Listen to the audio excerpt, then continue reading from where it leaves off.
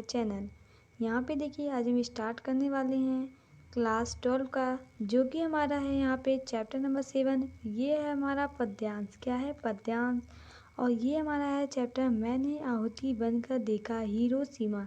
यहाँ पे देखिए ये दोनों के बारे में हम पढ़ेंगे। पहला है हमारा मैंने आहुति बनकर देखा, फिर दूसरा जो हमारा स्टार्ट होगा पद्यांश वो हमारा होगा हिरोशिमा।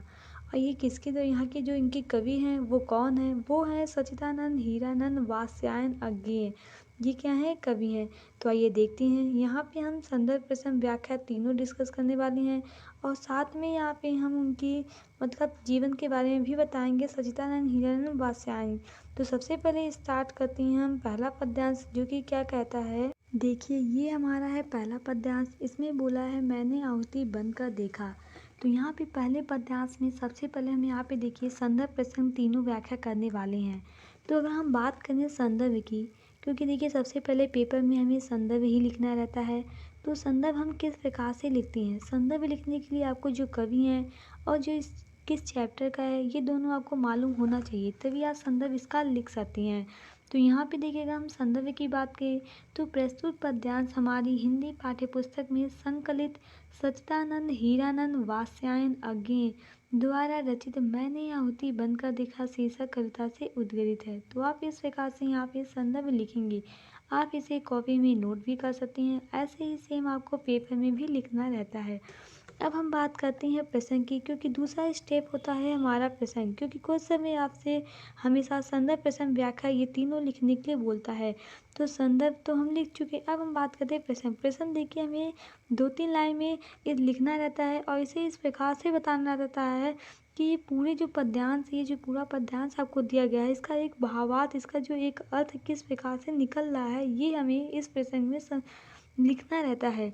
तो यहाँ पे अगर हम इसके प्रसंग की बात करें तो आप इस प्रकार से लिख सकते हैं। प्रस्तुत पद्यांश में मनुष्य जीवन की सार्थकता बताते हुए कवि स्पष्ट करते हैं कि दुख के बीच पीड़ा सहकर अपना मार्ग प्रशस्त करने वाला तथा दूसरों की पीड़ा हर कर उनसे प्रेम का बीज बोने वाला व्यक्ति ही वास्तविक जीवन जीता है। वो बताते हैं कि जो व्यक्ति दुख का सहता है वही व्यक्ति क्या होता है? वास्तविक जीवन जीता है। तो आइए देखते हैं, इसे हम व्याख्या के जरिए आपको बताते हैं कि उनका कहने का मतलब क्या था, अर्थ क्या निकलता है। अब देखिए पहला यहाँ पे बोला है कि मैं कब कहता हूँ कि जग मेरी दुर्गर गति के अनुकूल बने, मैं कब कहता हूँ कि जीवन मरुनंदन कानन का फूल बने। तो यहाँ पे देखिए सबसे पहले दुर्धर का अर्थ आपको पता रहना चाहिए। दुर्धर का अर्थ होता है कठिन। क्या होता है? दुर्धर का अर्थ होता है यहाँ पे कठिन। फिर यहाँ पे देखिए आगे का देखा जाए तो जीवन मरु मतलब होता है जीवन रूपी मरुस्थल। आप मरु शब्द सुने ही होंगे, तो मरु का अर्थ होता है मरुस्थल। यहाँ पे आगे कहते हैं वो कि नंदन कानन का फूल बने। नंदन का अर्थ होता है, नंदन जो कानन शब्द है इसका अर्थ होता है देवताओं का वन। क्या होता है? देवताओं का वन। अब हम यहाँ पे अगर इसकी बात करें तो क्या मैं कभी कहता हूँ, कभी यहाँ स्पष्ट करते हैं कि सार्थकता बताते हुए कभी स्पष्ट करते हैं कि दुख के बीच क्या बोलते हैं कि यहाँ पे देखिए अपने जीवन में किसी भी प्रकार के कष्टों से छुटकारा पाने का आकांक्षी नहीं हूँ। वो कहते हैं कि मैं कब कहता हूँ कि जग मेरी दुर्धर गति के अनुकूल बने। तो हम इनका मतलब क्या है कि मैं अपने जीवन में किसी भी प्रकार के कष्टों से छुटकारा पाने का आकांक्षी नहीं हूँ। मतलब ये मैं नहीं चाहता हूँ कि मैं अपने जीवन के जो कष्ट हैं उनसे छुटकारा पा जाऊँ। फिर आगे वो कहते हैं कि वो ऐसा बिल्कुल नहीं चाहते हैं कि उसके जीवन रूपी सूखा जो रेगिस्तान है, देखिए मैं कभी कहता हूँ जीवन रूपी नंदन कानन फूल मिले। मैं ये भी नहीं कहता हूँ कि जो मेरा जीवन है वो ये सूखी रूखा जो रेगिस्तान है वो मतलब बदल के देवताओं के वन के समान सदैव खिले रहने वाले पुष्पों के महक उठे। मतलब वो कवि कहना चाह रहे हैं कि मैं ये नहीं कहता हूँ कि जो मेरा जीवन है ये जो कष्ट हैं इसे मतलब कष्टों से छुटकारा पाने वाला आकांक्षी नहीं है, और न ही वो चाहती हैं कि मेरा जो जीवन है, जो मेरा जीवन ये सूखा रेगिस्तान की तरह है, ये मतलब वन के समान सदैव खिले रहने वाले पुष्प के महक उठे। ऐसा मैं नहीं चाहता हूँ कि ऐसा मेरे जीवन में कुछ हो। अब देखिए यहाँ पे लाइन का मतलब आपको समझ में नहीं आएगा। इसका लाइन का मतलब होता है कि आपको पेपर में सिर्फ ये लिखा रहेगा कि रेखांकीय अंश की व्याख्या कीजिए। मतलब ये जो रेखांकीय अंश आपको यहाँ पे रेखा वाला दिया गया है, इन्हीं का बस आपको व्याख्या करना रहता है। तो यहाँ पे देखिए पहला बोला है जो कि इन मतलब पेपर में आपको यही दोनों लाइनों का व्याख्या करना है, लेकिन हम यहाँ पे पूरा बता रहे हैं इसलिए क्योंकि आपको पेपर में मतलब इस बार तो शायद ये दोनों लाइन दे दिया, आगे वाले पेपर में आपको ये दोनों दे दिया है, तो इसलिए मतलब यहाँ पे हम सभी आप पढ़े रहेंगे तो आपको समझ में अच्छे से आ जाएगा। तो यहाँ पे देखिए लिखा है कांटा कठोर है तीखा है उसमें उसकी मर्यादा है, मैं कभी कहता हूँ वह घट का प्रांतर का ओछा फूल बने। अब देखिए यहाँ पे तीखा का अर्थ होता है तेज या नुकीला। अब वो तीखा मत सोचिएगा, जो तीता होता है वो उससे रिलेटेड नहीं है। यहाँ पे तीखा का अर्थ क्या है कि तेज या नुकीला। अब देखिए मर्यादा का अर्थ आप जानते होंगे, मर्यादा मतलब होता है गरिमा। मर्यादा का अर्थ यहाँ पे क्या होता है गरिमा। और जो प्रांतर होता है उसका मतलब होता है यहाँ पे उपवन। प्रांतर का मतलब क्या होता है मतलब उपवन। और ओछा, ओछा मतलब होता है तुच्छ। तुच्छ प्राणी आप कहते हैं तो उसी को ओछा भी कहा जाता है। अब हम यहाँ पे एक एक डिस्कस करने वाले हैं इसकी व्याख्या के बारे में। कांटा कठोर है तीखा है, तो यहाँ पे देखिए कवि कहते हैं कि बल्कि वह तो अपने जीवन में दुखों एवं कष्टों का आकांक्षी है। कवि का मानना है कि जिस प्रकार वो मानते हैं कि जिस प्रकार कांटे की श्रेष्ठता, जो कांटा होता है उसकी श्रेष्ठता उपवन के तुच्छ फूल में परिवर्तित हो जाने में नहीं। वो कहते हैं कांटा कठोर है तीखा है उसकी में उसकी मर्यादा है। वो कहते हैं कि जिस प्रकार जो कांटा होता है वो क्या होता है श्रेष्ठ, उसका जो मतलब उसकी जो श्रेष्ठता है वो उपवन के तुच्छ फल में परिवर्तित हो जाने में नहीं वरन अपने कठोरपन एवं नुकीलेपन में निहित है। वो कहते हैं कि कोई कांटा है तो इसका फल में परिवर्तित हो जाना ये उसकी श्रेष्ठता नहीं है। उसकी श्रेष्ठता ये है कि वो कठोर है और क्या है नुकीलापन में, यही उसकी क्या है उसमें श्रेष्ठता है। उसी प्रकार जीवन की जो सार्थकता संघर्ष एवं दुखों से लड़ने में है।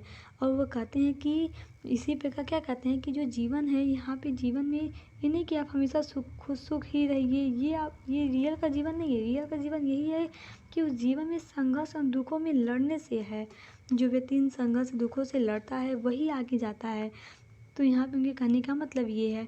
अब देखिए यहाँ पे आगे का हम देखते हैं। पहला बोला है मैं कब कहता हूँ कि मुझे युद्ध में कहीं न तीखी चोट मिले, मैं कब कहता हूँ कि प्यार करूँ और मुझे प्राप्ति में ओट मिले।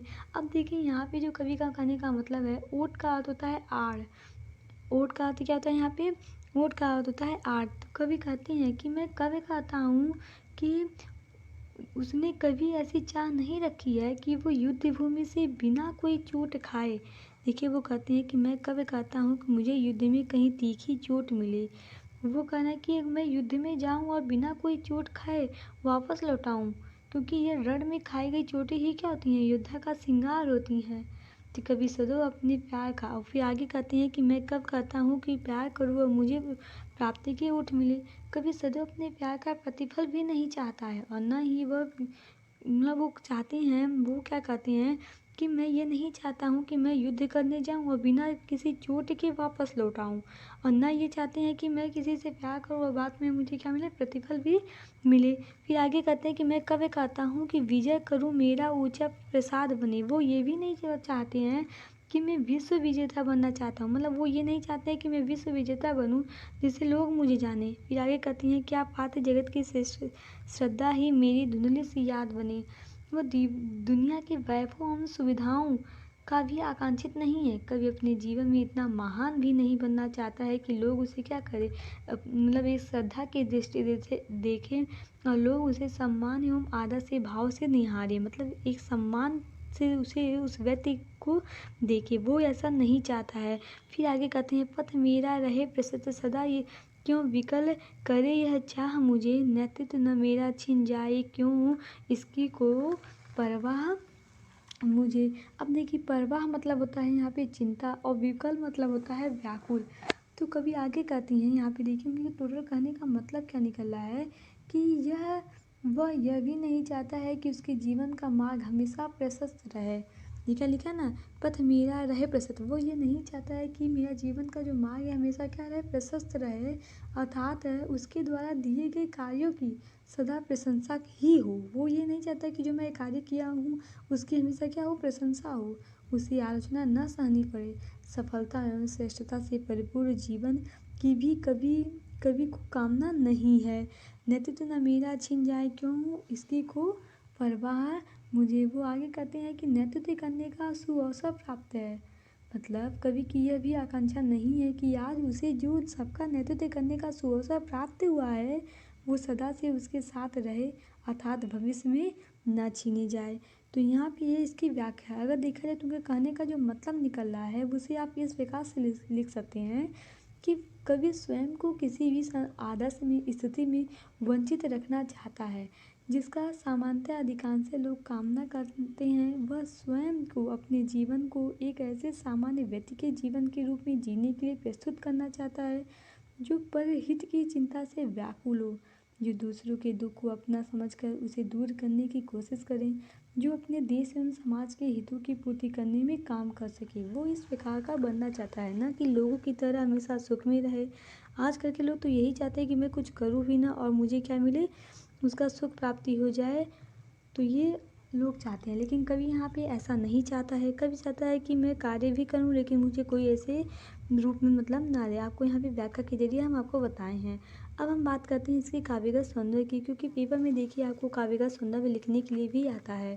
तो यहाँ पे देखिए लिखने के लिए ये नहीं कहता कि आप काव्यगत सौंदर्य लिखें। अगर व्याख्या के बाद में अगर काव्यगत सौंदर्य लिख देते हैं तो मतलब एक अच्छा होगा, आपके मतलब टीचर को लगेगा कि हाँ बच्चा कुछ पढ़ा हुआ है। तो आप लिख सकते हैं जो यहाँ पे रस है वो कौन सा रस है। यहाँ पे रस हमारा शांत रस है। आप देखो कुछ नहीं यहाँ पे करने के लिए कहा जाता है, बस कुछ पॉइंट लिख सकते हैं जैसे रस हुआ और अलंकार हुआ, गुण हुआ, भाषा हुआ, आप ये सब लिख सकते हैं। अलंकार यहाँ पे कौन सा है, अलंकार यहाँ पे अनुप्रास अलंकार है। ये हमारा यहाँ पे अनुप्रास अलंकार है। और गुण हमारा प्रसाद है।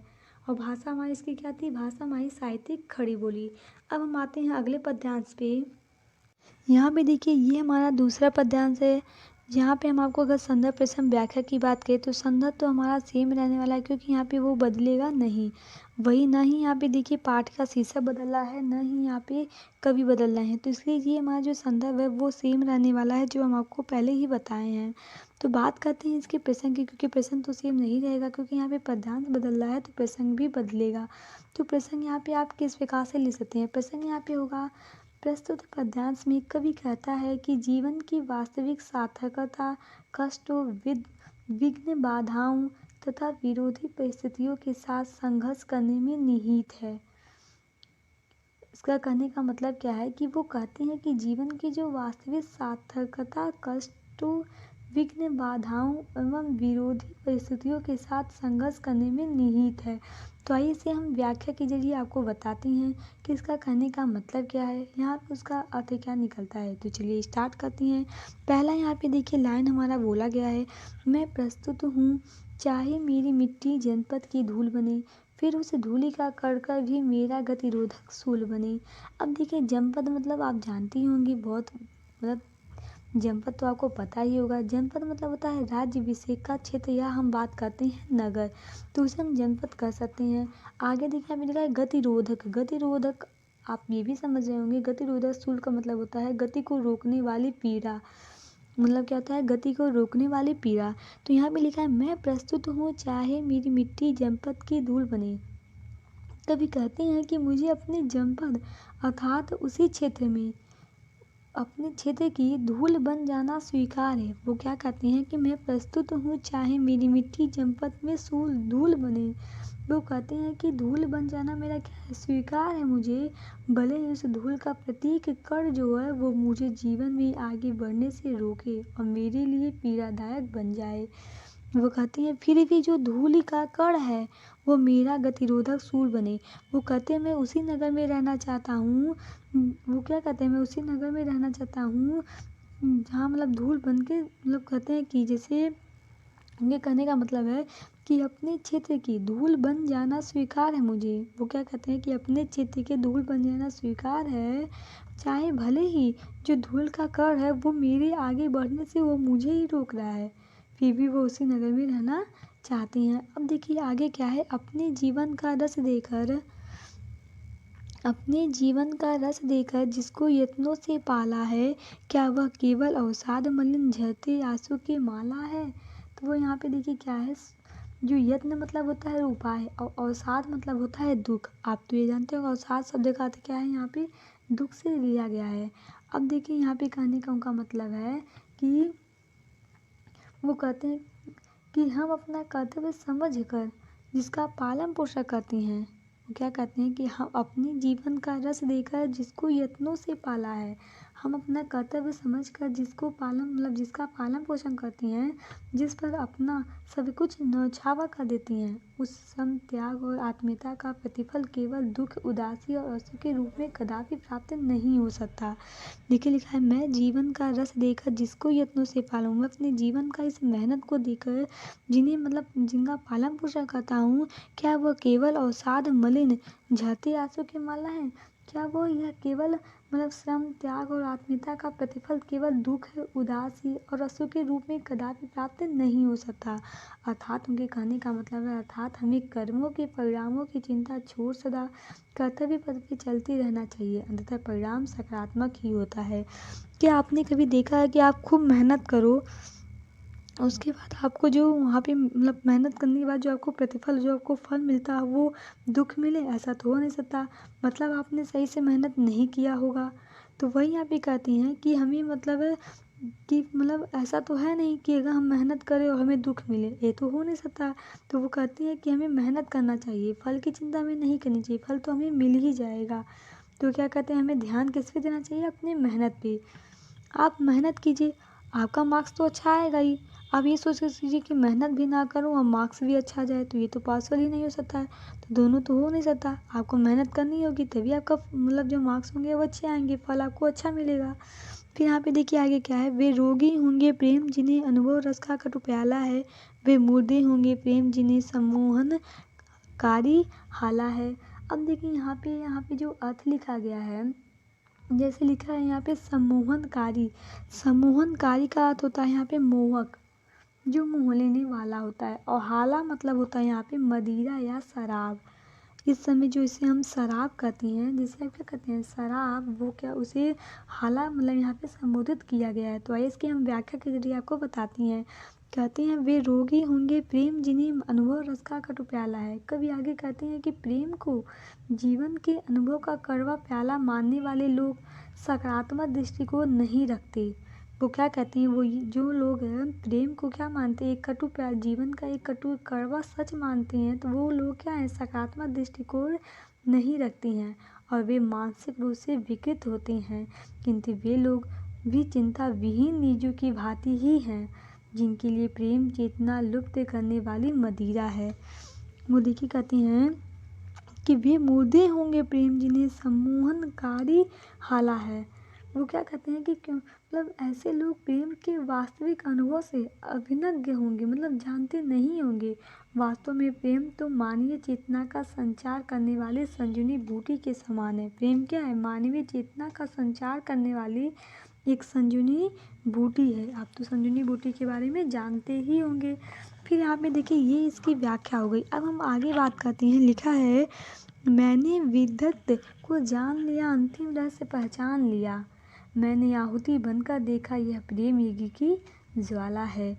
अब देखिए यहाँ पे जो लिखा है ज्वाला मतलब अग्नि, आप तो पता ही होगा। यज्ञ मतलब हवन, आप सब तो हवन करते ही होंगे, तो यज्ञ आपको पता होगा, हम कई जगह हवन करते हैं। मैंने विद्य को जान लिया, अंतिम रहस्य पहचान लिया।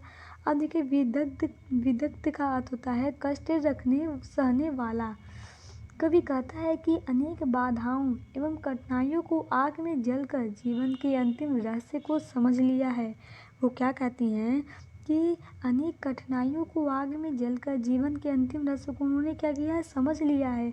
जब वह स्वयं आहुति बना, वो कहते हैं जब वह स्वयं खुद जब वो आहुति बने, तो उसे प्रेम रूपी यज्ञ की ज्वाला का पवित्र कल्याणकारी रूप दिखाई दिया। विभिन्न कठिनाइयों एवं बाधाओं को पार करके ही वह आज विकास एवं प्रगति के इस शिखर पर पहुँची हैं। वो कहते हैं जब तक आप स्वयं नहीं मतलब आपको पता है कि आग में अगर हम क्या नाम है, आग अगर जल रही हो, उसमें अगर हम यज्ञ मतलब जो हवन होता है उसे डालते हैं तो जलता है, ये तो आपको पता है। आप दिखाई भी, क्या आपने इसे कभी महसूस किया है? तो वो यहाँ पे महसूस करके बता रहे हैं कि मैं जब स्वयं उन कठिनाइयों को पाला, उन कठिनाइयों से लड़ा, आग में स्वयं मैं जला, उस भीषण गर्मी से भीषण मतलब मैं खुद जब जला तब मुझे पता चला कि ये जो मतलब जो पवित्र ज्वाला है ये कैसी है, दिखाई दिया उन्हें। तो वही यहाँ पे बताए हैं कि जब तक मतलब आप खुद मेहनत नहीं करेंगे तब तक आपको कैसे पता चलेगा कि वाकई में कितना मेहनत लगता है। ये तो इसकी व्याख्या हो गई। यहाँ पे अगर हम रस की बात करें तो शांत रस है, और जो हमारी अलंकार है वो यहाँ पे अनुप्रास अलंकार है। अब हम आगे देखते हैं अगला पद्यांश। ये देखिए ये हमारा तीसरा पद्यांश है। अगर यहाँ पे सबसे पहले संदर्भ की बात करें तो वही रहने वाला है, वो तो चेंज होगा नहीं, लेकिन यहाँ पे जो प्रसंग हो वो तो हमारा बदलेगा। तो प्रसंग हमारा यहाँ पे क्या हो जाएगा, प्रस्तुत पद्यांश में जीवन के कठिन संघर्षों से हार न मानकर उनसे उत्साहपूर्वक जूझने की प्रेरणा दी जा रही है। वो कहते हैं कि जीवन के जो कठिन परिश्रम है इनसे आप हार मत मानो और उससे लड़ने के लिए यहाँ पे उन्होंने प्रेरणा दी है। तो आइए देखते हैं व्याख्या के जरिए कि उनके कहने का मतलब क्या है और वो आपको किस प्रकार से यहाँ पे प्रेरणा दे रहे हैं कि अपने जीवन से आप किस प्रकार से लड़े और इस जीवन से लड़कर एक क्या प्राप्त करें, एक फल के रूप में, उत्साह के रूप में वो बताए हैं। तो देखिए पहला यहाँ पे लिखा है, मैं कब कहता हूँ, मैं कहता हूँ, मैं बढ़ता हूँ, मैं नभ की चोटी चढ़ता हूँ, कुचला जाकर फिर धूल सा आधी सा और उमड़ता हूँ। अगर यहाँ पे देखें तो कभी धूल से प्रेरणा लेते हुए कवि कहते हैं, कवि किससे प्रेरणा ले रहे हैं, धूल से। देखिए आपके जीवन में आप किसी से भी मतलब प्रेरणा ले सकते हैं, बस उसका सही से आप अर्थ तो समझिए। तो वो यहाँ पे एक धूल की प्रेरणा ले रहे हैं, एक धूल का एग्जाम्पल के रूप में, एक मोटिवेशन के रूप में उन्होंने लिया है। देखिए कहते हैं कि जिस प्रकार धूल लोगों को पैरों तले रौंदी जाती है, जो धूल होता है, मिट्टी होता है, आप तो उसी पे चल के आते हो, तो वही यहाँ पे कहते हैं कि आपके ही पैरों द्वारा जो धूल होती है वो क्या होती है, रौंदी जाती है, कचली जाती है, फिर भी हार नहीं मानती है वो, और उल्टी आंधी का रूप धारण कर रौंदने वालों को ही पीड़ा पहुंचाने लगती है। देखिए क्या है, जब आप धूल पे मतलब मिट्टी होता है आप उस पे चलते हो, तो वो कहते हैं जो धूल होती है वो क्या होती है, आपके पैरों द्वारा क्या होती है, कचली जाती है, उसे दर्द होता है। फिर वो कहते हैं कि लेकिन वो जो धूल होती है इतना सहन करने के बाद भी क्या होती है, वो हारती नहीं है, रुकती नहीं है, वो फिर से उठती है और आपको जो उसे रौंदता है उसी को क्या करती है, दर्द पहुंचाती है, आपकी आंखों में घुस चली जाती है, आपको क्या करती है, दर्द पहुंचाती है। उसी प्रकार वो कहते हैं कि जैसे धूल से भी प्रेरणा लेनी चाहिए, वो क्या कहते हैं कि उसी प्रकार मतलब मैं भी जीवन के संघर्षों से पछाड़ खाकर कभी हार नहीं मानता और अशांतवित होकर, उत्साहित होकर आगे की ओर बढ़ता ही जाता हूँ। यहाँ कहने का भाव जो है कि मुश्किलों का सामना करके ही सफलता को प्राप्त किया जा सकता है। वो कहते हैं कि मुश्किल का सामना जब तक हम करेंगे नहीं तब तक हम सफलता की प्राप्त नहीं कर सकते हैं। तो आपको यहाँ पे समझ में आया होगा कि इनका कहने का मतलब क्या है। मतलब वो यहाँ पे देखिए वो धूल को बताते हैं कि मतलब जैसे आपका ये पैर होता है तो इन धूल को वो कुचलता है, मतलब रोंदता है, कुचलता है, लेकिन जब आप थोड़ा आगे बढ़ जाती हैं और पीछे से अगर तेज़ हवा चलती हो तो वही धूल आपके सामने आके फिर आपको क्या करता है, दर्द देता है, आपको पीड़ा देता है, आपको आँखों में जाके ऐसे। तो वही बताते हैं कि हमें क्या करना चाहिए, अगर ये बार अगर हम हार गए तो हमें उसे हार नहीं माननी चाहिए, उससे हमें ये सोचना चाहिए कि हम उस हार से क्या लेनी चाहिए, प्रेरणा लेनी चाहिए और आगे हमें यहाँ पे बढ़ना चाहिए। अब देखिए यहाँ पे आगे क्या कहता है कि मेरा जीवन ललकार बने, असफलता ही असिघार बने, इस निर्मल रण में पग पग का रुकना ही मेरा वार बने। यहाँ पे देखिए जो कहा गया है, रण मतलब होता है युद्ध और वार मतलब होता है आक्रमण। कवि की चाह है कि उसका जो संघर्षपूर्ण जीवन चुनौतियों देने की पुकार बन जाए। देखिएगा मेरा जीवन ललकार मतलब क्या होता है, चुनौतियाँ देना, ललकारे ऐसे। तो वो कहते हैं कि जो उसका संघर्षपूर्ण जीवन है वो चुनौतियों देने की पुकार बन जाए। जीवन में मिली असफलता उसके लिए तलवार की धार बनकर सफलता की राह को निष्कट बना दे और जीवन रूपी कठिन संग्राम में रह कर रुक जाना ही उसका प्रहार बन जाए। वो कहते हैं कि मेरा जीवन ललकार बने, असफलता ही असिधार बने, इस नीवड़ रंग में पग पग का रुकना ही मेरा वार बने। वो खुद कहते हैं कि अगर मैं रुकता हूँ तो यही हमारा क्या है, वार बन जाए, प्रहार बन जाए। फिर आगे कहते हैं बहुत सारा तुझको है स्वाहा, जब जब सब कुछ तब कर अंगार बने, तेरी यहाँ पे लिखे है तेरी पुकार सा दुनिवार, मेरा यह नीरो प्यार बने।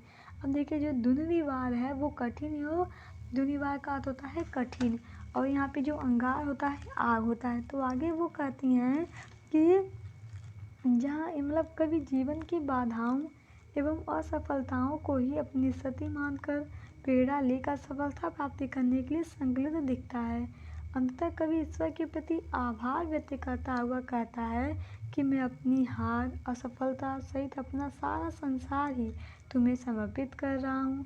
मैं चाहता हूँ मेरे द्वारा तुम्हें आहुति रूप में समर्पित की गई सारी वस्तुएं अग्नि बनकर मेरे जीवन रूपी यज्ञ को पूर्ण करने में सहायक बन जाए। साथ ही साथ मेरा यह मौन प्रेम तेरी पुकार की तरह ही अति प्रभावशाली होकर परम विस्तार को प्राप्त कर ले। वो क्या कहती हैं कि जो मेरा मौन है, जो कि बहुत सागर तुझको स्वाहा, सब कुछ तब पर अंगार बने, तेरी पुकार सा दुनिवार, मेरा यह नीरो प्यार बने। जो मेरा यह मौन प्रेम है वो तेरी पुकार की तरह ही अति प्रभावशाली होकर परम विस्तार को प्राप्त कर ले। अब यहाँ पे अगर हम काव्य का भाव मतलब काव्य का सौंदर्य की बात करें तो यहाँ पे जो हमारा रस है वो रस हमारा यहाँ पे क्या है, वीर रस है, क्योंकि इसे पढ़ने के बाद आपको वीरता यहाँ पे समझ में आ रही झलक रही होगी। तो यहाँ पे कौन सा रस है, हमारा वीर रस है। और जो हमारा अलंकार है वो हमारा यहाँ पे उपमा अलंकार है। अब हम बात करते हैं अगला पद्यांश, तो यहाँ पे नहीं है, टोटल 3 ही पद्यांश आपको यहाँ पे दिए थे। ये हमारा था मैंने आहुति बनकर देखा। अब हम अगले पद्यांश पे आते हैं जो कि हमारा हिरोशिमा है। ये हम आपको नेक्स्ट वीडियो में डिस्कस करने वाले हैं। Thank you.